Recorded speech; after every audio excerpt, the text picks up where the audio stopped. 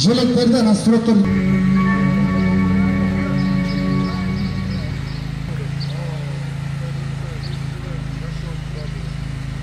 Бүгін біз Жалал Абад шаардык мэриясы ушул өчпө сотко келип, аталарыбызга, апаларыбызга өчпө сотко баш ийүү азем менен бүгүнкү 9 май иш-чарабызды улап отурабыз. Бул баарыбызга белгилүү болгондой, азыркы кырдаалга байланыштуу биз Жалал Абад шаардык мэриясы, жергиликтүү бийлик ушул онлайн форматта 9 майды белгилейбиз деген оюбуз бар. Ошондуктан ушул баш ийүү аземинен баштап отурабыз. Мындан сырткары шаарыбызда бир нече көп кабаттуу үйлөрдө бүгүнкү күндө ушул шаарыбыздын тургундары, шаарыбыздын коноктору, анын ичинде ушул Улуу Ата Мекенин согуштун ардагерлери менен чогуу ушул шаардагы бир топ көп кабаттуу үйлөрдүн алдында ушул майрамдык салтанатты уламакчымыз. Мындан сырткары биз үн жогорулотуучу аппараттар менен ушул жеңиш майрамына байланыштуу шаарыбызда кыдырып, ушул шаар бою жагымдуу ушул майрамдык маанай тартуулайбыз шаардыктарга деген дагы